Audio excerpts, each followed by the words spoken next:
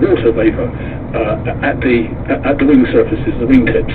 But of course, there's also condensation coming from the burnt exhaust of the plane. The planes burn kerosene. And kerosene produces water vapour as one of its burnt byproducts, and that's going to condense. What are the other byproducts? Sorry? What are the other byproducts? Well, CO2. I mean, you burn kerosene, you burn paraffin, you get CO2. What is it? Some of the trails were hanging around, whereas other trails would dissipate. Yeah, no, I understand what you're saying.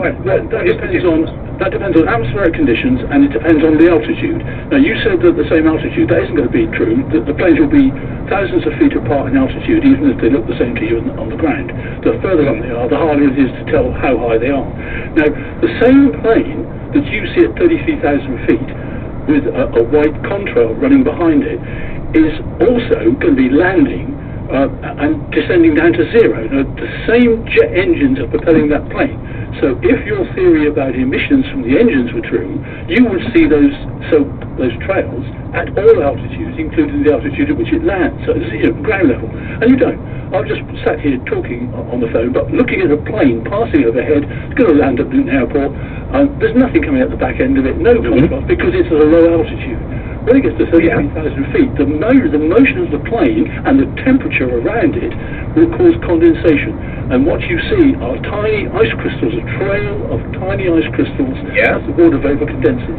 Now, the thing is, you haven't got to worry about this stuff falling on you, because think logically about it. It's not going to fall on me. But what I was saying was, why it's just, I couldn't understand why the sky. I've sent the pictures to Three Counties Radio, and the sky was just covered with these trails. Yeah, no, I'll come to that. I'll come to that. Whereas other planes were flying. Yeah, but he's just explained, Mark. He's just explained that. But you're on about the altitude. Yes, but the point is that in the sky at any one point, when you've got planes flying over, you'll have planes that are taking off or landing at Luton Airport. You'll have planes that are coming over from Stansted. Yeah, you'll have planes from Heathrow. You'll have planes that haven't even come from an airport in the UK. They're flying over the UK from elsewhere in the world. All of those planes are at different altitudes. And if you look on one of these flight radar things, of these apps where you can track, you will be amazed at how many planes are up in the sky at one time. So some of them leave a trail, others don't leave a trail, depending on the altitude and the atmospheric conditions.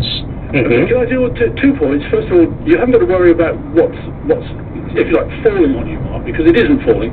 But think logically. Above your head, when there are clouds in the sky, are hundreds of thousands of tons of water. Clouds don't float. They appear to float in the sky. They don't float. They're bundles of ice crystals which are suspended in the air by the updraft of the air underneath them. They would fall on you, and when they do fall on you, they melt and they form rain. But Look, hold on, camera.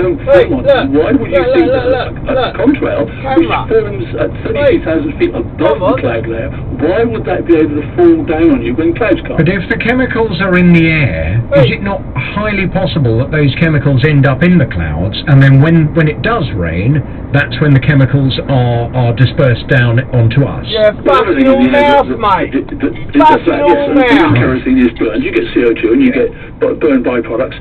That's always going to happen, but you get the same thing from car exhaust and so forth. Okay. All that rises in the sky and then gets rained down on you. The amount of planes that we've got up in the sky, the amount of fuel that they burn, and the amount of chemicals that they're emitting when the exhaust of the jet engine. Well, let's see what the police. I mean, how many tons of fuel does a plane use on a flight? And that's all going up in the atmosphere, and that's why I can't understand why these trails are sitting up in the air and they are just spreading out. Okay, John, thank you very much indeed for your... Here's Mark.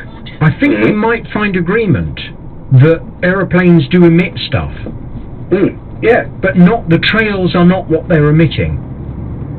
Well, where are the trails coming from? It's just being explained. It's water vapour. That's why, it's water vapour.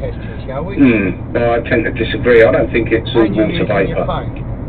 But why is it so when a certain plane will go,